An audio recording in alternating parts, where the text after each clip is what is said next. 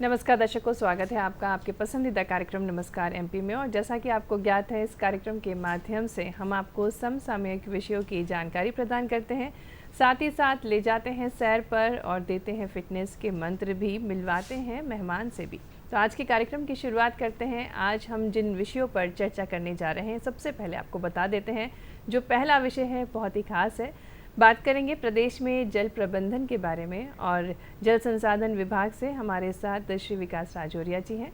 साथ ही साथ जो दूसरा महत्वपूर्ण विषय है, बात करेंगे जैव विविधता के बारे में और इसके बारे में जानकारी प्रदान करेंगी डॉक्टर मालिका पाल जी। तो दर्शकों, कार्यक्रम की शुरुआत करते हैं। सबसे पहले आप नोट कर लीजिए हमारे टोल फ्री नंबर्स, जिससे आप भी फ़ोन करके जुड़ सकते हैं हमारे आज के कार्यक्रम से। हमारे नंबर्स हैं 0755-266-0049 और दूसरा टोल फ्री नंबर है 1800-233-00340। दर्शकों, जैसा कि हमें ज्ञात है कि जब हम दिन की शुरुआत करते हैं तो सबसे पहले हम तिथि देखते हैं। तो आइए देखते हैं आज की तिथि क्या है।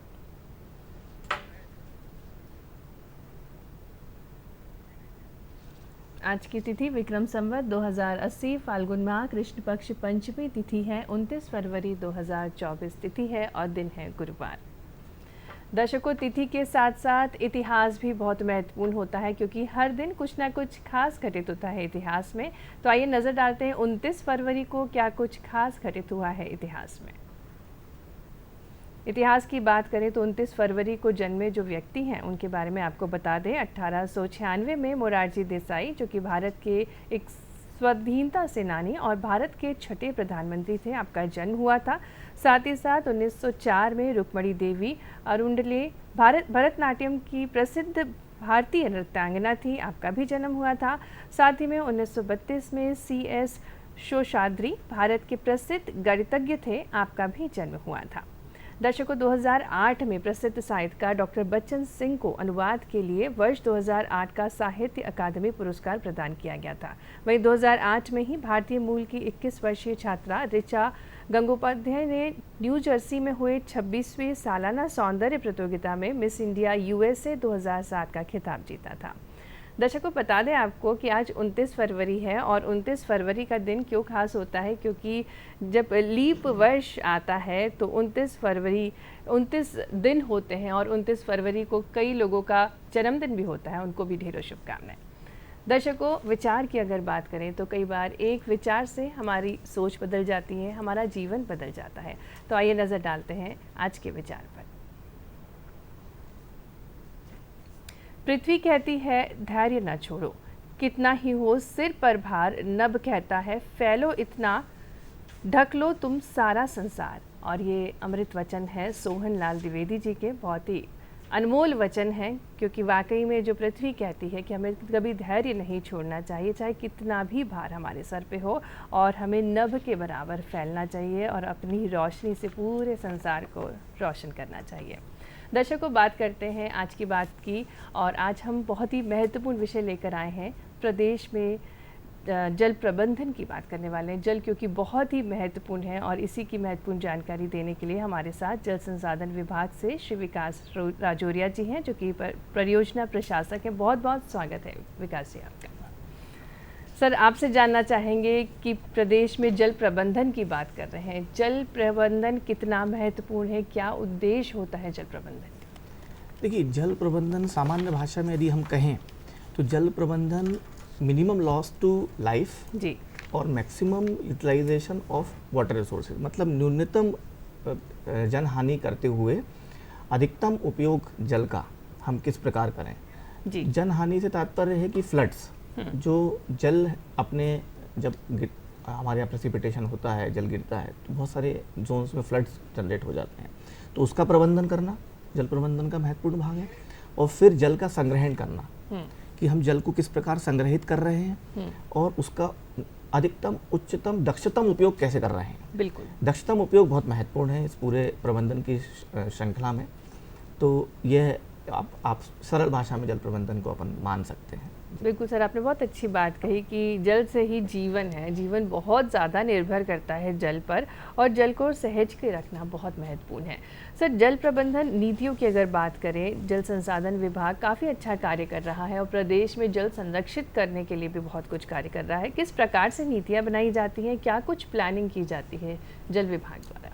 जी देखिए, जल नीतियाँ जो हैं, जल नीति का निर्धारण यदि हम बैकग्राउंड में जाएं जी, तो जल पर जो एक लाइन खींची गई थी जो 1992 में डबलिन कॉन्फ्रेंस हुई थी, एक जी, डबलिन और रियो कॉन्फ्रेंस, वहाँ पर हमने ये बात पे सहमत हुआ था पूरा विश्व की जल का एकीकृत विकास और प्रबंधन किया जाना चाहिए। एकीकृत विकास से मतलब यह है कि जल एक सिंचाई के लिए या जल सप्लाई के लिए या सीवेज के लिए या फिशरीज के लिए अलग अलग एलोकेट ना होने की जगह जल को एक एकीकृत रूप से बेसिन स्केल पर देखकर प्रबंधन किया जाना चाहिए। हमारी सबसे पहली जल नीति भारत की 1987 में बनी थी, फिर वो 2002 में रिवाइज हुई, फिर 2012 में भी फिर रिवाइज हुई है। राज्य की जो जल नीति है वह 2003 की है हमारी, वह भी उन्हीं IWRM के प्रिंसिपल्स पर है। IWRM के सिद्धांत यही कहते हैं कि जल का एकीकृत प्रबंधन हो। हम एक बेसिन, जैसे कि हमारी 10 मोटे बेसिन प्रदेश में हैं, नर्मदा, चंबल, इस तरह के, तो हम चंबल, सिंध जैसे, तो हम एक बेसिन के स्केल पर पूरे जल के कितना जल हमारे पास आ रहा है, बिल्कुल, उसके क्या क्या उपयोग हम कर सकते हैं, इन्वायरमेंट के हिसाब से, इकोलॉजी के हिसाब से उसका समन्वय हम कैसे बैठा सकते हैं, क्या हमारी ज़रूरतें हैं, उन सबको आकलित करके हमारे पास एक समेकित प्लान होना चाहिए। उसे हम जल प्रबंधन प्लान कहते हैं। हाँ। पहले मास्टर प्लान, जैसे कि शहर का मास्टर प्लान बनता है जी, ऐसे ही नदियों का बेसिन प्लान बनता है। बिल्कुल, तो वह एक महती आवश्यकता है जो एक नीति उसको सजेस्ट करती है, नीति कहती है कि जल प्रबंधन, जल नीति में इसका बहुत महत्व है। बिल्कुल, तो हमने प्रदेश में ऐसे प्लान्स बनाए हैं, जल प्रबंधन के प्लान 2 बनाए हैं। सिंध और चंबल के 2 प्लान हमारे तैयार हो गए थे। नर्मदा का प्लान बनने के बाद ही नर्मदा घाटी का विकास हुआ है। तो इस तरह से प्लानिंग करके और उसको जल को एलोकेट करके सही सेक्टर्स में, उस तरह से हम उसको बढ़ते हैं। बिल्कुल जी, बिल्कुल जी सर, काफ़ी अच्छे से आपने बताया, विस्तार से बताया। और बात हम आज मध्य प्रदेश की कर रहे हैं। मध्य प्रदेश जो कि प्राकृतिक संसाधनों में बहुत ही धनी है, कई सारी नदियां हैं हमारे पास, लेकिन उसका सही उपयोग और ये सारी चीज़ें प्लान होती हैं, उसके बारे में भी विस्तार से जानना चाहेंगे कि मध्य प्रदेश की जो नदियाँ हैं उसको कैसे ग्राम तक पहुँचाया जा रहा है, कैसे किसानों तक वहाँ का जल पहुँचाया जा रहा है। देखिए, मध्य प्रदेश एक, हम हमेशा कहते हैं कि हम वाटर स्ट्रेस्ड हैं, तो उसके पैमाने अलग हैं। बेसिकली हम वाटर अबंडेंट स्टेट हैं। बिल्कुल, मतलब मध्य प्रदेश में जल की कोई कमी नहीं है, हमें केवल उचित प्रबंधन की आवश्यकता है। तो जल हमारे पास, हम नदियों से समृद्ध हैं और हमारे पास प्रचुर मात्रा में जल है, पर एक स्पेशल एंड टेम्पोरल वेरिएशन एक शब्द है, तकनीकी शब्द, कि जहाँ आवश्यक है वहाँ पर जल उपलब्ध नहीं है। पर एक जो हमारे पास प्रेसिपिटेशन है 1200 mm हमारे पास पानी गिरता है, और उस पानी को संग्रहित करने की हमारी क्षमता कितनी है, और जिन क्षेत्रों में, जिन जगह पर जल की आवश्यकता है वहाँ पहुँचाने के लिए हमारी प्रबंधकीय किस तरह की जा रही है। तो ये जल प्रबंधन के महत्वपूर्ण विषय हैं कि जहाँ आवश्यकता है वहाँ जल पहुँचाना, और वाटर स्ट्रेस जिसे बोलते हैं कि जहाँ पानी ही नहीं गिर रहा, 250 mm 300 mm प्रति वर्ष रेनफॉल है, तो हम वाटर स्ट्रेस स्टेट नहीं है। मतलब जल हमारे पास है, हम नदियों से समृद्ध हैं, हमें प्रबंधन की आवश्यकता है, और जहाँ पर कम जल है वहाँ से जल को अधिक जल वाले क्षेत्र से उसको ट्रांसफ़र करना। जैसे कि नदी जोड़ों में अभी इस तरह का जो केन बेतवा लिंक है हमारा, पार्वती कालीसिंध लिंक्स हैं, इस पर और बड़े स्केल पर, नेशनल स्केल पे काम चल रहा है, पर क्षेत्रीय स्केल पर भी हम जल को एक बेसिन से दूसरे बेसिन में ट्रांसपोर्ट करके ले जा रहे हैं और खेतों तक पहुंचा रहे हैं। बिल्कुल, बहुत अच्छी बात आपने बताई कि मध्य प्रदेश में भरपूर है पानी, भरपूर है नदियाँ, और हम बिल्कुल भी पानी से स्ट्रेस्ड प्रदेश नहीं है, भरपूर हमारे पास है, और इसकी प्रॉपर प्लानिंग के साथ ग्राम ग्राम तक पहुँचाया जा रहा है पानी। अगर हम बात करें गर्मियों की, गर्मी में हमेशा पानी की दिक्कत आती है, ग्रामवासियों को भी आती है, शहरवासियों को आती है, तो क्या विभाग कुछ प्लानिंग करता है इसकी भी? जी देखिए, हम एक विषय है कि हम साइलोज में तो काम करते हैं। जल एक समेकित विषय है, इसकी प्लानिंग भले ही नीति एक बनती है, पर अलग अलग विभाग ऐसे अंजाम देते हैं। बिल्कुल। जो पीने का पानी है उसका एक अलग विभाग है, जो सिंचाई का पानी है उसके एक अलग विभाग है, जो अर्बन क्षेत्र में जो जल का सीवेज का काम है वो अलग लोग कर रहे हैं, कृषि में जल का उपयोग अलग लोग कर रहे हैं, उद्यानिकी में अलग लोग कर रहे हैं, फिशरीज में अलग जल का उपयोग होता है, टूरिज्म एक सेक्टर है उसमें भी जल का उपयोग होता है, इंडस्ट्रीज में जल का उपयोग होता है। इस तरह से जहाँ जहाँ सेक्टर्स हैं जहाँ जल का एलोकेशन और उपयोग है, ये अलग अलग विभाग के उपयोग इनको करते हैं। बिल्कुल। तो हम जिस बात को जो नीति कहती है और जिस बात को रखना चाहते हैं कि जल के एक समेकित एक संस्था हो, जो नीति हो, जो उसको नियंत्रित करे कि इनमें कितना एलोकेशन किया जा सकता है, हर सेक्टर्स को कितना पानी दिया जा सकता है, और इस आधार पर जल का बंटवारा हो और जल का नियोजन। बिल्कुल सर। सर, माननीय प्रधानमंत्री जी की महत्वाकांक्षी योजनाओं में से एक है हर घर को जल, हर खेत को पानी। इसके बारे में आप हमारे दर्शकों को बताएं, क्योंकि जल बहुत महत्वपूर्ण है और स्वच्छ जल जन जन तक पहुंचे, क्योंकि स्वास्थ्य भी बहुत कुछ निर्भर करता है स्वच्छ जल पर। इसके बारे में आप बताएं हमारे दर्शकों को। जी देखिए, माननीय प्रधानमंत्री जी ने दो बहुत ही पावरफुल आइडियाज़ दिए हैं 2014 में। तो हर घर को जल, जी, हर घर को जल जो कवर हुआ है वो जल जीवन मिशन के अंतर्गत कवर हुआ है जी, और हर खेत को पानी। देखिए, आइडियाज़, नेशनल लीडरशिप आइडियाज़ दे सकती है, नीति बना सकती है, अम्ब्रेला प्लान्स कर सकते हैं, उनका इम्प्लीमेंटेशन करना स्टेट्स का काम है। तो जो सबसे पहले हम बात करेंगे हर घर को जल, जी, वो जल जीवन मिशन के अंतर्गत ये चीज़ कवर हुई है। जी, 15 अगस्त 2019 को जल जीवन मिशन हमारे देश में चालू हुआ, जो मैं मानता हूँ कि आज़ादी के बाद सबसे बड़ा जो घर तक पानी पहुँचाने का काम किया गया है। इसके पहले जो कवरेज था हर घर जल पहुँचाने का, मध्य प्रदेश में ही देख लीजिए 1 crore 11 lakh house hold connections हमें दिए जाने थे, केवल 13% हमारा कवरेज था। जी, सबसे अधिक कवरेज गुजरात में था 71% 2019 के पहले। जी, तो वहाँ पर जो डेवलपमेंट हुआ था गुजरात में, जो जिस तरह से नर्मदा के जल को उन्होंने उपयोग करके पहुँचाया था, उस लर्निंग्स को लेकर सारे देश में ये नीति बनाई गई। और अब आज की स्थिति में पिछले 6 सालों में हर घर जल में आज हम 50 से 70% की रेंज में हैं, करीब हमारे 50 लाख के ऊपर हो गए हैं जी, और एकदम मतलब अच्छा प्रोग्रेस पिछले 4-5 सालों में इसमें आया है। जी। पानी की स्वच्छता के बारे में भी इसी बीच में जी, जानना चाहिए, वो कैसे आप मेंटेन करते हैं? ये दोनों चीज़ रिलेटेड हैं। जी, जब पानी पेयजल होगा तो उस स्वच्छता भी आएगी। जब पेयजल शौच के लिए पानी उपलब्ध होगा, टंकियाँ होंगी, तो वो दोनों ही चीज़ रिलेटेड हैं। तो water and sanitation, water supply and sanitation hand in hand चलता है। बिल्कुल। तो ये दोनों चीज़ों का साथ में ही डेवलपमेंट किया जा रहा है। अब हम आते हैं हर खेत को पानी, जो आपने कहा वो बहुत महत्वपूर्ण मैसेज है जी, कि हर खेत को पानी पहुंचाने का जो मैसेज दिया गया था 2014-15 में, और पर ड्रॉप मोर क्रॉप, जी, उसको चरितार्थ करते हुए हर स्टेट्स ने अपने अपने काम किए।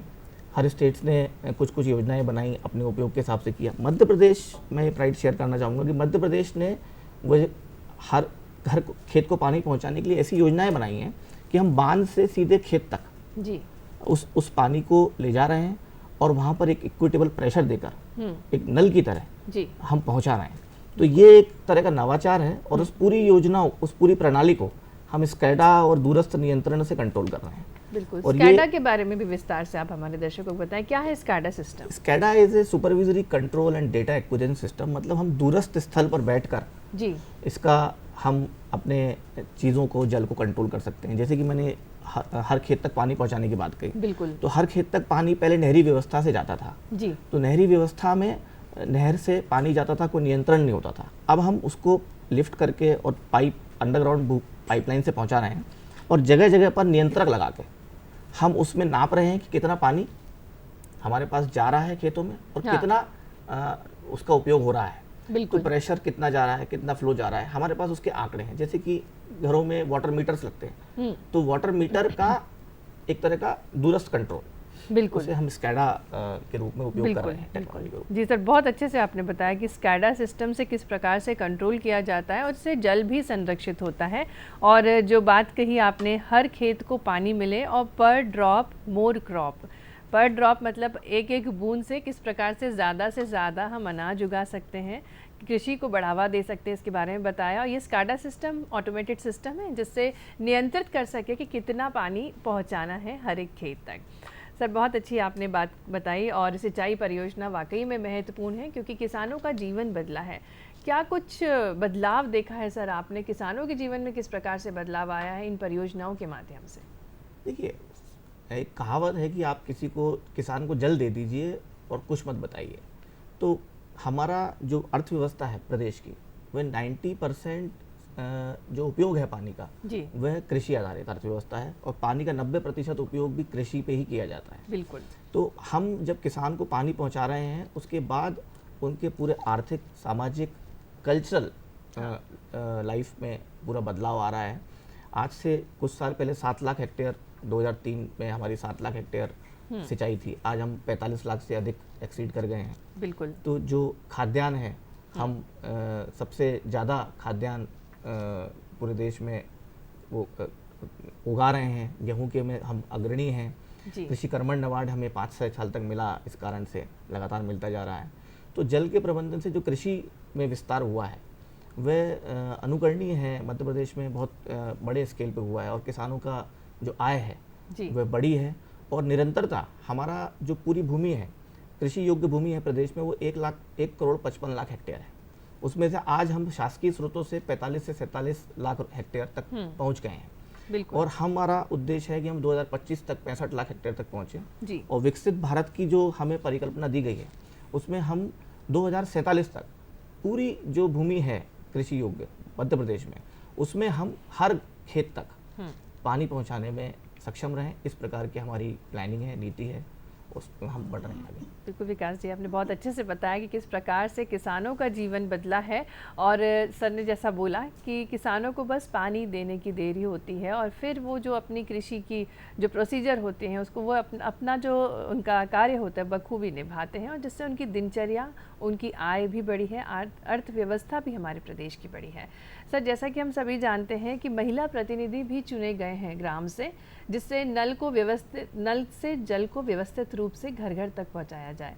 इसके बारे में भी दर्शकों को देखिए, महिलाओं का बहुत एक्टिव पार्टिसिपेशन जल प्रबंधन में बहुत महत्वपूर्ण है। जो मैंने चर्चा की थी डबलिन और रियो, जो एक यूएन की जो पॉलिसी बनी है, जो बेस पेपर है जिसके आधार पे इंटीग्रेटेड वाटर रिसोर्स मैनेजमेंट पूरा स्थापित हुआ है, उसमें प्रिंसिपल नंबर 3 है कि वुमेन का जो रोल है, वुमेन्स प्ले पाइवोटल रोल, मतलब important role in the development of work. तो ये मार्गदर्शी सिद्धांतों में है कि जल के प्रबंधन में महिलाओं की भूमिका बहुत आवश्यक है क्योंकि अक्सर देखा जाता है कि खेतों में महिलाएं काम करती हैं और जल को ट्रांसपोर्ट करने का काम, जो जल जीवन मिशन आया है उसमें माननीय प्रधानमंत्री जी का भी हमेशा यही कहना रहता था कि ये हेल्थ के लिए है, वाटर सप्लाई के लिए तो है, ये महिलाओं के लिए सबसे बड़ा बिल्कुल वरदान है कि उनको पानी सिर पे रख के नहीं लाना पड़ता है। और खेतों में भी पानी का जो प्रबंधन है, जिस तरह से हम अच्छे एफिशिएंट तरीके से पानी को ले जा रहे हैं, उससे जो आसानी हुई है वो है। और पूरा जो उसका वाटर मैनेजमेंट में जो समितियां हैं उनमें महिलाओं का जो रोल है वह बहुत आवश्यक है क्योंकि वो सोसाइटी के उस भाग में है जहाँ पर वो प्रभावित कर सकती हैं, पूरे करती हैं प्रबंधन को। बिल्कुल विकास जी, बहुत महत्वपूर्ण रोल रहता है महिलाओं का और वाकई में जीवन बदल गया है जब से हर घर में नल से जल पहुंचा है, क्योंकि समय बचा पा रही हैं महिलाएं और अपने जो घर के कार्य हैं वे जल्दी पूर्ण कर स्वयं भी आत्मनिर्भर बन रही हैं, अपने काम कर रही हैं। तो वाकई में महिलाओं का महत्वपूर्ण योगदान है और समाज में जब बड़ा बदलाव लाना होता है तो महिलाओं को जिम्मेदारी देनी पड़ती है और यही कारण है कि महिला प्रतिनिधि चुने गए हैं जिससे हर घर नल से जल पहुंच सके। सर वाटरशेड प्रबंधन के बारे में जानना चाहेंगे कि क्या है वाटरशेड प्रबंधन? ये वाटरशेड एक स्मॉल, जब ये बड़े बांधों का विकास हुआ, सारी चीज़ें हुई, तो वाटरशेड एक 2000-5000 हेक्टेयर का एक एरिया, एक किसी नाले का एक कचमेंट एरिया को हम वाटरशेड कहते हैं। वहाँ पर बेसिकली लैंड और वाटर का प्रबंधन, तो मृदा और जल संवर्धन पर काम हुआ। और बाकी जैसे कि हम पूरे स्केल बेसिन को प्लान करते हैं, ऐसे ही छोटे छोटे वाटरशेड्स बनाए गए कि हम पूरे बड़े बेसिनों को ना कर पाएँ, तो उसमें कैसे मृदा को वो कर सकें, वाटर की क्वालिटी इंप्रूव कर सकें और उसमें फिर सोशल एस्पेक्ट्स भी कैसे जो भी और अदर रिसोर्स को मैप करके काम कर सकें। तो एक इंक्लूसिव डेवलपमेंट वाटरशेड का, जल को बेस बना के वाटरशेड डेवलपमेंट करके हम करते हैं। वाटरशेड अक्सर छोटे कैचमेंट एरियाज के लिए माना जाता है, जो हमारे यहाँ शब्द वाटरशेड, तो बड़ा कैचमेंट को भी वाटरशेड ही बोलते हैं। जी जी जी। सर, औद्योगिक क्षेत्र में भी पानी की बहुत ज़रूरत रहती है। कई सारे ऐसे सेक्टर्स रहते हैं इंडस्ट्री में जहाँ पर पानी को वेस्ट भी किया जाता है, तो उनका नियंत्रण किस प्रकार से किया जाता है और उनके लिए कोई स्पेशल प्रोटोकॉल होता है या मापदंड तय किए जाते हैं विभाग द्वारा? देखिए, इंडस्ट्रियल जो यूज़ है वो सबसे बेनिफिशियल यूज़ है वाटर का, मतलब beneficial in terms of cost, क्योंकि इंडस्ट्रियल वाटर का जो टैरिफ है वो सबसे ज़्यादा है। और इंडस्ट्रीज़ अगर उपयोग करती हैं, केवल भारत ही ऐसा देश है जहाँ 85% कृषि में यूज़ होता है। जो डेवलप्ड कंट्रीज़ हैं वहाँ पर इंडस्ट्रीज़ पानी ज़्यादा लेती हैं। बिल्कुल। तो इंडस्ट्रीज़ का जो उपयोग है जी वह, उसकी ओर सरकार का भी वो ध्यान है कि उसको बढ़ाना है हमें। जी। और इंडस्ट्रियल टैरिफ सबसे ज़्यादा हाई है वाटर का। तो जो रिटर्न्स आते हैं, जो हमारा रेवेन्यू आता है, क्योंकि हम आज भी वेलफेयर स्टेट में ही हैं, तो कृषकों को हम उतना चार्ज नहीं करते हैं और लगभग न्यूनतम मतलब चार्ज करते हैं। इंडस्ट्रीज़ का जो चार्ज है वो सबसे ज़्यादा है, फिर उसके बाद वाटर सप्लाई का आता है, फिर हमारा कृषि का आता है। तो इंडस्ट्रियल में उपयोग में वाटर का एलोकेशन जो है वो लगभग 3 से 4% अभी स्टेट में है। बिल्कुल। और उसे बढ़ाए जाने की आवश्यकता है। बिल्कुल सर, ये अच्छी बात है कि अर्थव्यवस्था में सहयोग प्रदान होता है, हमें प्रदेश की अर्थव्यवस्था बढ़ती है जब इंडस्ट्री स्टैब्लिश होती है। उनके मापदंड के बारे में जानना चाहेंगे कि वो वेस्टेज ना हो, पानी को संरक्षित रखना ज़रूरी है, तो उसके लिए कोई रूल्स बनाए जाते हैं? वही जो बात मैंने कही कि हाँ। एकीकृत प्रणाली की व्यवस्था का विकास करने की बात हमारी नीति कहती है कि एकीकृत रूप से जल को देखा जाए। जल, जैसे आपने कहा इंडस्ट्रियल जल, मैंने कहा सिंचाई का जल, आपने कहा कि वाटर सप्लाई का जल, पीने का पानी का जल। जल का एक ही शब्द का उपयोग होना चाहिए। जल एक कॉमन वर्ड है, तो उसका अगर प्लानिंग करके फिर एलोकेशन किया जाता है उपयोगों के हिसाब से, तो वह एक व्यवस्था होती है। तो जो आपने प्रश्न करा कि इंडस्ट्रियल जो उपयोग के लिए हम किस तरह का उपयोग करते हैं, उसमें रीयूज जो है, उस इंडस्ट्रीज में रेगुलेशन है कि उसको हम रीयूज कर सकते हैं। बिल्कुल। तो इंडस्ट्रियल केवल ऐसा डिपार्टमेंट है जिसमें जल का वेस्ट नहीं होता है और वहाँ पर उसका रीयूज का भी नियम है। ये सभी सेक्टर्स में लाना है। बिल्कुल सर, बहुत अच्छी बात बताई। सिर्फ इंडस्ट्री नहीं, हर सेक्टर में पानी को सहेज के रखना है।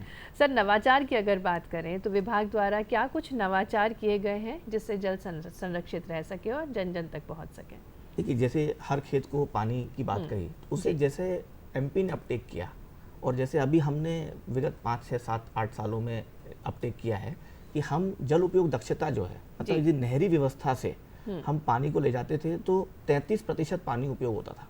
बिल्कुल। तो अब प्रदेश का 90% पानी कृषि के लिए आता है, उसका एफिशिएंसी निकालने, मैक्सिमम एफिशिएंसी 35% पानी उपयोग होता था। हमने प्रेशराइज पाइप प्रणाली जो बनाई है, नवाचार किया है, उसमें जो बांध से सीधे खेत तक और दूरस्थ संचालन से जो पानी को पहुंचा रहे हैं, उससे जो एफिशिएंसी नापी है वह लगभग 70 से 75% है।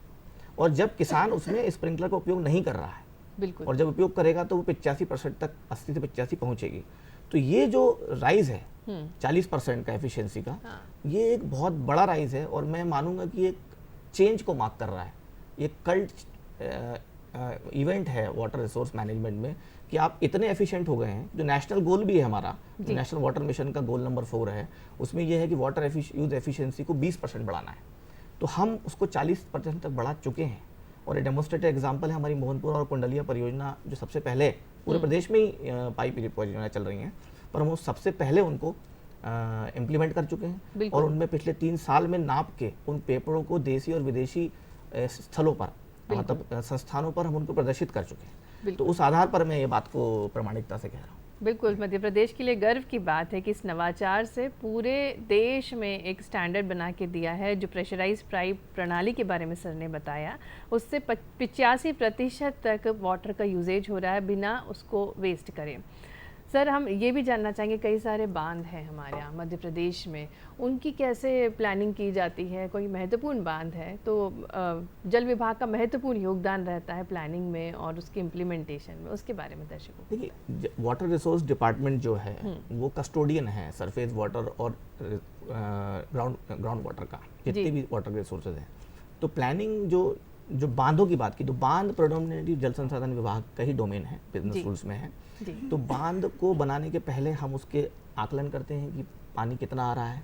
हम सबसे पहले यूसेज का आकलन करते हैं कि डिमांड क्या क्या है। डिमांड अक्सर कृषि आधारित रहती है कि कितना एरिया है। और सबसे महत्वपूर्ण बात जो मैंने कही, जल उपयोग दक्षता के विषय में बताई थी आपको पाइप प्रणाली की, दूसरी बात यह है महत्वपूर्ण कि जो बांध जहाँ पहले होता था कि वहाँ वही बांध बनते थे जहाँ नहरें जा सकती थी, हाँ, ग्रेविटी से। बिल्कुल। अब हम हम उससे आगे आ गए हैं। हाँ, हम जहाँ आवश्यकता है, जहाँ सूखा क्षेत्र है, वहाँ पानी को लिफ्ट करके उसको भूमिगत पाइप प्रणाली से खेतों तक अनडिल्यूटेड उबड़ खाबड़ जगह जहाँ नहरें संभव नहीं थी वहाँ पहुँचा रहे हैं। तो ये जो चेन है, और बांध बनने में पहले उसको हम देखते हैं कितना पानी है, फिर डिमांड कितनी है, उसके हिसाब से तकनीकी मापदंडों में कितनी ऊंचाई होगी, कितने लोग डूबेंगे और क्या न्यूनतम लेवल होगा जिससे कम डुबान हो और मैक्सिमम सेविंग हो। इस तरह से बांध की प्लानिंग की जाती है। बिल्कुल सर, काफ़ी अच्छे से आपने बताया। सर, ऐसा कोई उदाहरण होगा मध्य प्रदेश में भी जहाँ पर पानी पहुँचाना काफ़ी मुश्किल रहा होगा और वो मिसाल भी बना होगा? जी, मैं तो जिस ज़िले में काम ही कर रहा हूँ, जो राजगढ़ ज़िला है, जो मध्य प्रदेश के सबसे सूखे ज़िलों में था आज से 5-10 साल पहले, वहाँ पर 2 बड़ी परियोजनाएं बना के हमने उसे उबड़ खाबड़ ज़िले में वहाँ पे पानी पहुँचा है और आज वो अग्रणी ज़िलों में उस नाम आ चुका है, हरा भरा हो चुका है। तो मोहनपुर और कुंडलिया 2 परियोजनाएं हैं जो एकीकृत मिला के लगभग 3 लाख हेक्टेयर, बहुत बड़ा भूभाग है, बिल्कुल। उसमें पानी को पहुँचा रहे हैं। और उसमें राजगढ़ और आगर मालवे 2 ज़िले हैं, इनमें काफ़ी पानी पहुँच गया है, 2 लाख हेक्टेयर में सिंचाई हो गई है। और इससे जल उपयोग दक्षता के साथ साथ जो सबसे सूखा जिला था उसमें भी परिवर्तन आ गया और वहाँ के खाद्यान्न में 10-7 गुना वृद्धि हो गई है। और कृषकों के जीवन में वहाँ के त्यौहार लौट आए हैं, हाँ, वहाँ का सामाजिक जीवन बदला है। पलायन जो था, जो सबसे बड़ा दंश था उस जिले का, वो रुक गया है। तो जो सामाजिक अनएंटिसिपेटेड, हम ये कहते हैं कि जो ये इसका unanticipated social and economic changes आते हैं, जो एक आप प्रोजेक्ट बनाते समय नहीं सोच सकते। जब हम परियोजना बना रहे थे तब हमें पता नहीं था कि यहाँ पलायन रुक जाएगा इससे, बिल्कुल, या इनके होली के त्यौहार के गीत लौट आएंगे। तो लोग चैत काटने बाहर जाते थे, अब आपने खेत में रह के चैत काट रहे हैं। तो इस तरह के बदलाव होते हैं कि जो बड़े मेस्मराइजिंग होते हैं। बिल्कुल सर, बहुत अच्छा उदाहरण दिया है कि जहाँ पलायन था वो रुक गया है और त्यौहार, तीज त्यौहार बनाते हैं अपने ही गांव में जहाँ सर कार्यरत हैं। सर, टेक्नोलॉजी और आर्टिफिशियल इंटेलिजेंस का कितना उपयोग कर रहा है विभाग ये परियोजनाओं को लागू करने में? देखिए, टेक्नोलॉजी का उपयोग सब जगह इक्वली हो रहा है, पर वाटर सेक्टर में जो है उसका उपयोग बहुत महत्वपूर्ण है। जैसे कि आपने डिस्कस कर चुके हैं स्कैडा के बारे में बताया। SCADA as a technology part कि हम सबसे महत्वपूर्ण है डेटा, कि हम कितना पानी कहाँ दे रहे हैं उसको हम नाप रहे हैं, देख रहे हैं। तो आगे जो वॉल्यूमेट्रिक कंट्रोल है कि हम उसको, जब हमारा देश समृद्ध हो जाएगा तो हम उसकी बिलिंग कर सकते हैं, बिल्कुल, जब साथ, तो उसका स्कैडा में कंट्रोल हो रहा है। आर्टिफिशियल इंटेलिजेंस रेवोल्यूशनाइज करेगा आगे 10 सालों में इस सेक्टर को, उसका भी उपयोग तेजी से हम कर रहे हैं इस सेक्टर में, जो डैशबोर्ड्स बना रहे हैं, सारी चीज़ बना रहे हैं। जी बिल्कुल। सर, चलते चलते हमारे दर्शकों को क्या संदेश देना चाहेंगे? जनहितैषी परियोजना है जल जीवन मिशन, उसके बारे में। देखिए, जल का उपयोग बहुत महत्वपूर्ण है, जल को बचाएं और जल का दक्षतम उपयोग की ओर हम बढ़ें, यह मैं सभी से अनुरोध करना चाहता हूं। दक्षतम उपयोग का मतलब केवल टोटी बंद करना या अपने छोटे छोटे उपयोगों को तो करना ही है, जल को संग्रहित करना, पर इसकी अवेयरनेस फैलाना, इसके बारे में जानना, पहचानना और स्कूलों में, कॉलेजों में एक दक्षतम उपयोग की ओर बढ़ने की बात करने का मैं मैसेज देना चाहता हूँ।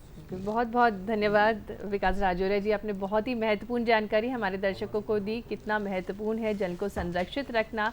बहुत कुछ कार्य किए जा रहे हैं जल संसाधन विभाग द्वारा, जिससे प्रदेश सशक्त बने और आर्थिक व्यवस्था बढ़ सके और जन जन आत्मनिर्भर बन सके। बहुत बहुत धन्यवाद दर्शकों। अब हम आपको लेकर चलते हैं पर्यटन सेगमेंट में और आज हम आपको लेकर जा रहे हैं झाबुआ।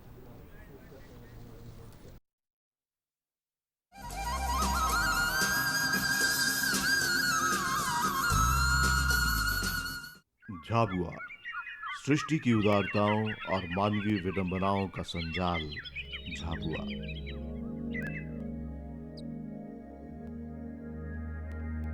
आदि धरा की आदिम सभ्यता से उपजे तिलिस्मों और रहस्यों का भूखंड झाबुआ। निगाह की हद तक फैली हुई छोटी छोटी पहाड़ियों, टीलों, उपत्यकाओं का विस्तार। दरअसल ये प्राचीनतम पर्वतों, विंध्याचल और सतपुड़ा की श्रृंखलाएं ही हैं जो यहाँ तक आते आते मालवा के पठार में रूपांतरित हो जाती हैं। इतनी एकात्म हो जाती हैं ये कि फर्क करना मुश्किल हो जाता है कि विंध्या के बीच सतपुड़ा है कि सतपुड़ा के बीच विंध्या। यूं इनका सिलसिला भारत के पश्चिमी तट पर बने नर्मदा सागर से लेकर अरावली पर्वत के दक्षिणी भाग तक निरंतर है। इनकी परिधि में आते हैं सूरत, भड़ौच, डूंगरपुर, उदयपुर और चित्तौड़ भी।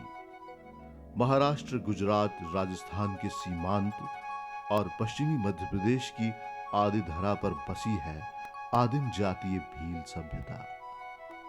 झाबुआ, धार, सैलाना में इनकी आबादी तुलनात्मक रूप से अधिक और गहन है। भील जनजाति भारत का तीसरा सबसे बड़ा जाति समाज है। बूढ़ी बुजुर्ग धरती की सिलवटों को यहां देखा और महसूस किया जा सकता है। संस्कृत के ग्रंथों में जो निषाद देश कहा जाता है वो यही है। इतिहास में चीनी यात्री फाहियान द्वारा इसी को भीलमान भील कहा गया है। यह सुविज्ञ है कि भील धनुर्धर जाति है। भील का अर्थ ही भेदना होता है। कहा भी गया है भीदंती इति भीलाः। ये अचूक निशानेबाज होते हैं। इनकी कथा हमें महाभारत में भी मिलती है।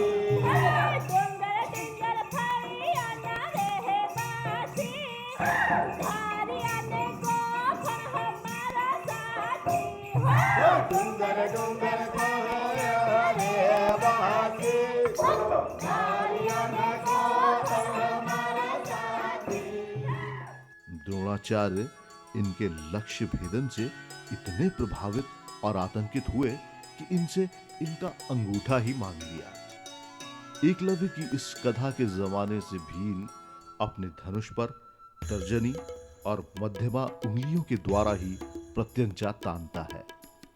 इनके हाथ से अंगूठे का इस्तेमाल तो जाता रहा, परंतु निशाना नहीं गया। ये आदिवासी वनांचल इसलिए सुप्रसिद्ध है कि बहुत पहले जबकि राठौड़ राजवंश का राज्य था, आदिवासी यहाँ पर अपना आधिपत्य रखते थे। वे राजा भोज को भी अनेक युद्धों में सहायता देते थे। धीरे धीरे यहाँ पर लबाना नायकों ने अपना शासन स्थापित कर लिया और ये वन भूमि और वनांचल में सिरकते गए। आदिवासी समाज अपना उत्थान, अपना उद्गम कुशलगढ़ राजस्थान।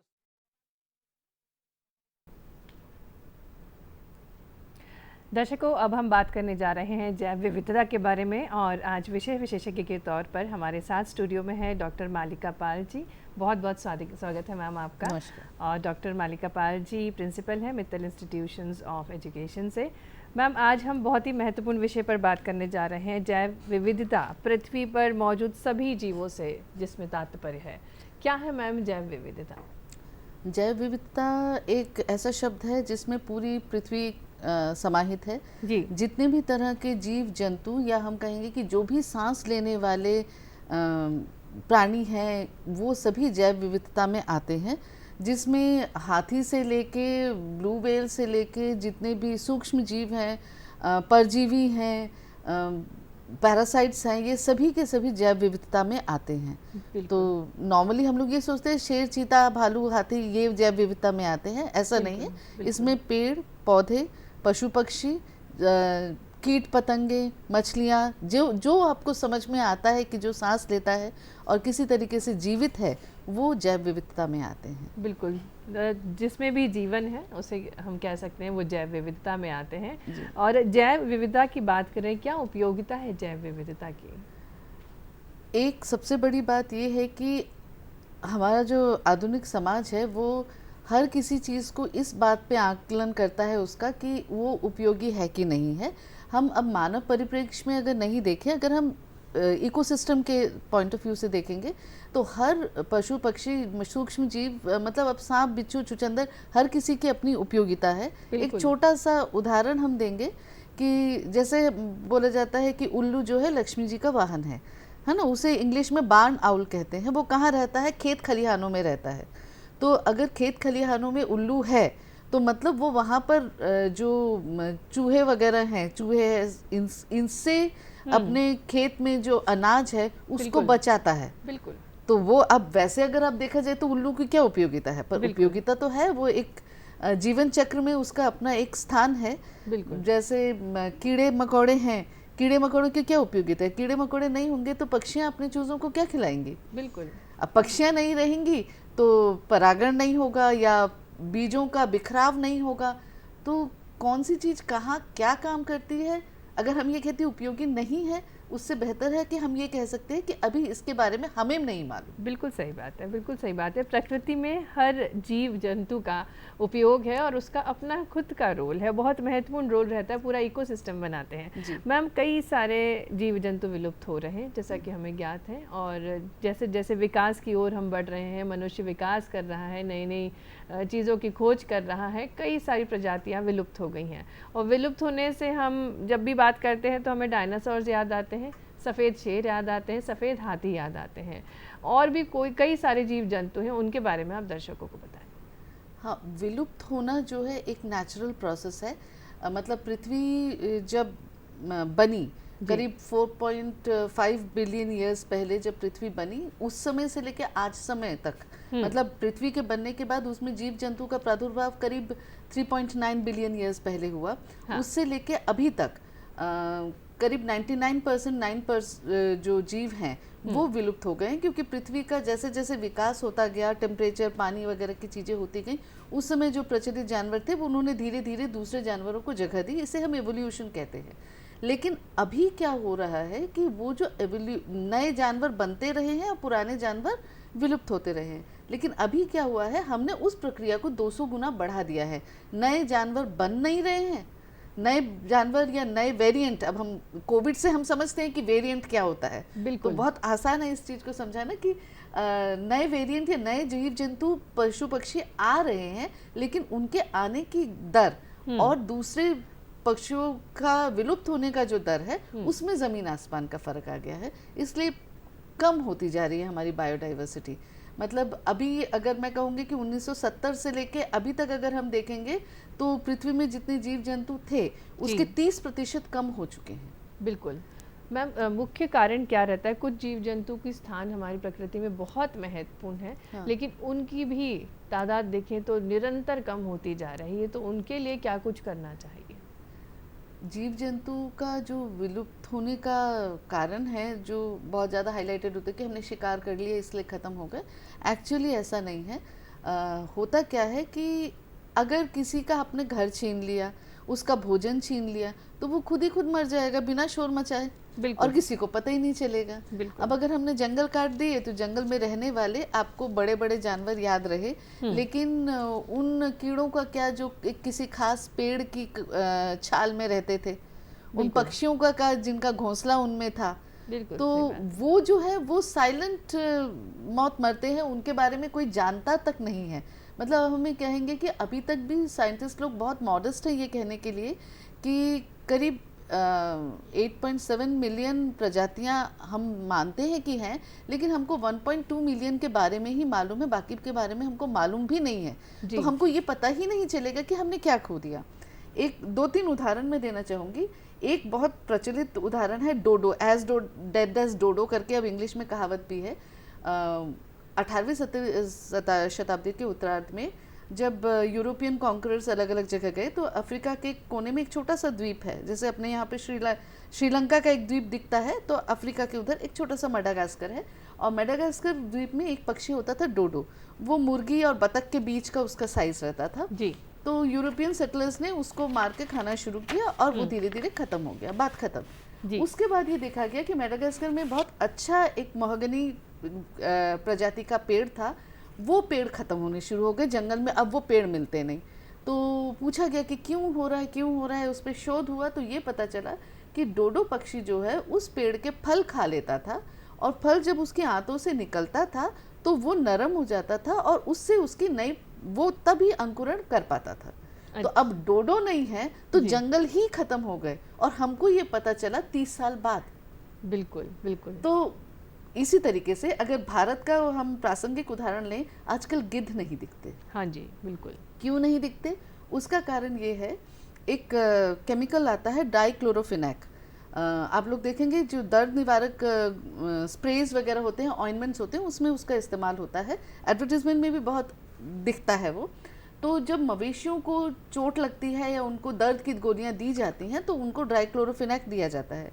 मवेशियों के मरने के बाद उनको तो खुले में फेंक दिया जाता है या दफन कर दिया जाता है। अल्टीमेटली गिद्ध टाइप के जो पक्षी हैं वो उसको खाते हैं ना। जब उसको खा रहे हैं तो गिद्ध को बहुत ज़्यादा कुछ नहीं हो रहा है, लेकिन उसके जो अंडे हैं उसके ऊपर जो कड़क खोल बननी होती है कैल्शियम कार्बोनेट की, वो नहीं होती। तो अब अंडे तो निकले और फिर वो सड़ गए, बिल्कुल, चूजे ही नहीं निकले। और अब हमको जाके ये पता चला है कि ऐसा है, और ये प्रोग्राम चलाया जा रहा है कि डाइक्लोरोफिनेक को बैन कर दिया, उसकी जगह कुछ और इस्तेमाल करें। लेकिन क्या है कि हमने उसको जब बैन किया तो हमने ये कहा कि डाइक्लोरोफिनेक, इसका केमिकल फार्मूला ये है, इसका इस्तेमाल नहीं कर सकते। तो जो लोग केमिस्ट्री समझते हैं वो ये जानते हैं कि 2-4 चीज़ें आगे पीछे कर देंगे, असर वही रहेगा, लेकिन वो उस दायरे से बाहर आ जाएगा। सही बात है ना? और फिर वो देना शुरू कर देंगे। बिल्कुल। तो अब हम कहीं जाएंगे जंगल वगैरह में, हमको बदबू आती है हर जगह कि मांस सड़ रहा है, ये सड़ रहा है। पहले ऐसा नहीं होता था। बिल्कुल। तो गिद्ध विलुप्त हो रहे हैं, तो हमको नहीं मालूम कि हम क्या कर रहे हैं। बिल्कुल। शहरों में जो चीज़ मैंने खुद ऑब्जर्व की है वो ये था कि जब हम मॉर्निंग वॉक के लिए जाते हैं 7, 7:30, कई बार 8 बजे तक भी, तो हमको सड़क पे तितलियां मरी हुई मिलती हैं। हाँ जी। तो उसके बारे में थोड़ा सा मैंने पढ़ा तो ये पता चला कि तितली के जो पंख होते हैं वो कबेलू की टाइल की तरह होते हैं, छोटे छोटे छोटे छोटे, है ना। अब तितली कितनी, तो उसके पंख के जो वो है वो कितने छोटे होंगे ये मान लीजिए आप। अब रात भर जो सड़क पे गाड़ियां चली या अर्ली मॉर्निंग जो स्कूल बसेस चली, हाँ जी, उसका जो धुआं निकला वो तितली की पंखों पर जो चढ़ गया तो वो उसके लिए बहुत भारी हो जाता है, वो बेचारी उड़ नहीं पाती।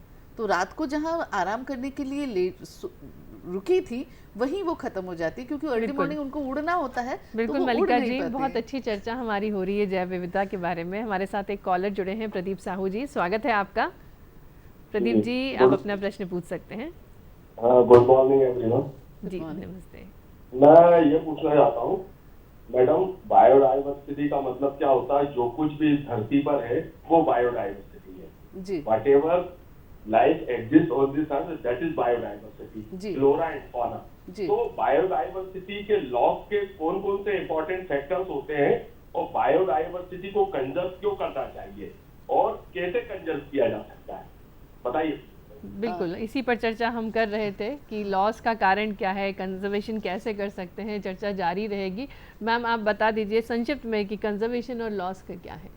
लॉस जो हो रहा है उसको हम जो ठीक करने के तरीके हैं वो काफ़ी हैं। क्यों हो रहा है ये मैंने 2-3 चीज़ें अभी आपको बताई कि ऐसी छोटी छोटी चीज़ें हैं बिल्कुल जिसको हम कर सकते हैं। जैसे अगर स्कूल बस कॉलोनी के गेट के बाहर ही अगर आती है तो पूरी कॉलोनी में अंदर जो पार्क है उसमें प्रदूषण नहीं फैलेगा। इतनी छोटी सी चीज़ हम चेंज कर सकते हैं तो फर्क पड़ जाएगा।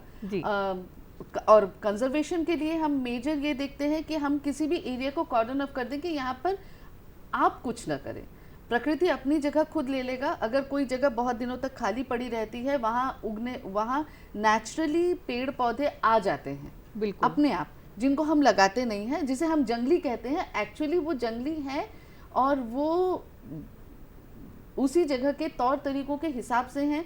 उनको पानी भी नहीं चाहिए, उनको कीटनाशक भी नहीं चाहिए, वो खुद ब खुद अपने आप को सस्टेन कर लेते हैं। अगर 15-20 साल तक आप किसी भी जगह को खुला छोड़ देंगे तो वहाँ पर अपना प्राकृतिक आवास जो है वो तैयार हो जाएगा। तो वो तरीका है। तो हमको बस इतना करना होता है कि दूसरे लोगों को या मानव का जो इंटरवेंशन है उसको जितना कम हम कर सके उससे हम उसको प्रोटेक्ट कर सकते हैं। बिल्कुल बिल्कुल। अब एक और चीज जो अभी आ रही है कि बायोटेक्नोलॉजी या तकनीक के माध्यम से हम जो विलुप्त होने की कगार पे हैं जानवर, उनको बचाया जा सके, या जो हम सोचते हैं कि इनको अभी प्रोटेक्शन की ज़रूरत है। जैसे अगर हम कहेंगे कि धान की भी कितनी प्रजातियां होती हैं, गेहूं की भी कितनी प्रजातियां होती हैं, मुश्किल से 1 या 2% प्रजातियों को इस्तेमाल करते हैं। तो बाकियों को भी हम प्रिजर्व करके रख लें ताकि जब हमको कभी ज़रूरत हो तो वो हमको मिले। तो उनको लगाया जाना और बार बार किया जाना ज़रूरी है। और जैसे जुरासिक पार्क से बहुत लोग वाकिफ़ हैं, तो जुरासिक पार्क में जैसे उन्होंने दिखाया था कि हमको कहीं से मच्छर के पेट में वो दिखा, क्या बोलते हैं, ब्लड दिखा और उससे डायनासोर का ब्लड दिखा, उससे हमने डायनासोर बना लिया। कुछ वैसा ही बहुत लोग कर रहे हैं। जैसे तस्मानियन वुल्फ जो पूरी तरीके से विलुप्त हो चुका है, उसको रिवाइव करने का, फिर मंगोलिया के छोटे बौने घोड़े हैं उनको रिवाइव करने का, इस तरह के कुछ प्रोजेक्ट्स चल रहे हैं जहाँ पर जो एकदम ही विलुप्त हो चुके हैं उनको कुछ बायोलॉजिकल चीज़ें मिल गई, तो जिससे उनको वो प्रिजर्व करने की या फिर से रिवाइव करने की कोशिश कर रहे हैं। बिल्कुल, काफ़ी सारे प्रयास किए जा रहे हैं संरक्षित रखने के लिए जीव जंतु को। साथ ही साथ जैसा मैम ने बोला, प्रिजर्व करना हमें शुरू करना पड़ेगा। कई सारी प्रजातियां खत्म हो रही हैं, एक्सटिंक्ट हो रही हैं, और प्रकृति को संरक्षित करने का सबसे बढ़िया तरीका है कि हमें कुछ ऐसे जगह छोड़ देनी चाहिए जहाँ पर नेचुरली पेड़ उग सके और अपने हिसाब से अपना ग्रो कर सके।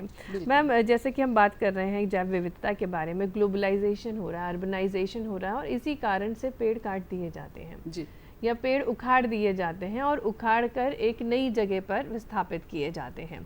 लेकिन विस्थापित करने के बाद हम देखते हैं कि उनमें ग्रोथ नहीं होती है। इसके बारे में भी आप दर्शकों को बताएं।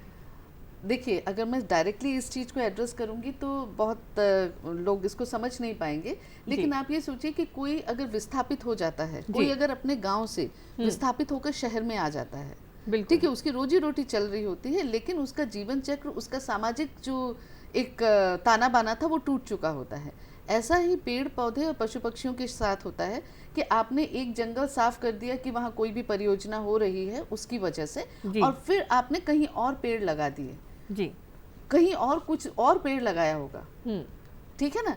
तो एक पेड़ जो है, अगर आप ये थोड़ा सा सोच के देखें, एक पेड़ है, उसके अंदर घोंसले हैं अलग अलग पक्षियों के, उस पक्षियों के बच्चे होंगे, उनके पेड़ की छाल में अलग अलग तरह के कीट पतंगे होंगी, कभी सरीसृप्स हैं जो रेप्टाइल्स वगैरह हैं, ये सारी चीज़ें हैं, कुछ प्रवासी पक्षी हैं जो आते जाते रहते हैं। तो वो उन सब से उसका जो संपर्क है वो टूट चुका होगा। बिल्कुल। और आप लगा भी देंगे तो जैसे हम बोलते हैं ना कि मैं यहाँ पर भी स्ट्रॉबेरी उगा लूँगी, लेकिन स्ट्रॉबेरी में वो स्वाद नहीं आएगा जो एक्चुअल उसका होता है, क्योंकि ज़मीन अलग है और ज़मीन में पाए जाने वाले सूक्ष्म जीव अलग हैं जो कि ज़मीन में जो पोषक तत्व हैं उसका निर्धारण करते हैं। तो सारी चीज़ें अलग हो जाती हैं, तो आप नहीं कर सकते। मतलब अलग रंग के कैनवस में अगर आप पेंटिंग करेंगे तो रंग अलग ही दिखेगा। एक ही पेंटिंग को आप अलग अलग कैनवस में अगर करेंगे तो वो अलग अलग दिखेगा।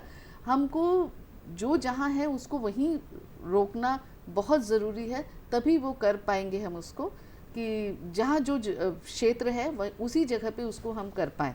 दूसरा यही है कि उसको प्रिजर्व करके रख ले। जैसे हम उसको भी प्रिजर्व करने का भी तरीका यही है कि जैसे हम सर्दियों में मटर आता है तो उसको छील के डीप फ्रीजर में रखते हैं, उसी तरीके से हम इनके जो जीन हैं, जीन पूल हैं, जैसे सीड्स हैं, फिर उसके कंद हैं या पराग हैं, इन चीज़ों को हम कोल्ड स्टोरेज में रख देते हैं, -273 डिग्री नाइट्रोजन में प्रिजर्व करके रख लेते हैं, जिसे हम जर्म प्लाज्म कंजर्वेशन कहते हैं। कि इन केस इनका किसी तरीके से अगर ये विलुप्त हो गए तो हमारे पास इनके वो रहेंगे, बिल्कुल जीन्स रहेंगे, ताकि हम इसको फिर से रिवाइव कर पाएं। बिल्कुल मल्लिका जी, आपने बहुत अच्छी बात की है कि विकास तो हमें करना है, अर्बनाइजेशन का भी दौर चल रहा है और इस दौड़ में हम पीछे नहीं रह सकते, हमारा भारत देश पीछे नहीं रह सकते। तो बहुत बढ़िया तरीका है प्रिजर्वेशन का। वैज्ञानिकों के ऊपर काफ़ी बड़ी जिम्मेदारी है कि कहीं भी जब प्लानिंग हो तो वहाँ पर जो जीव जंतु हैं उनके अवशेष लेकर प्रिजर्व कर लें।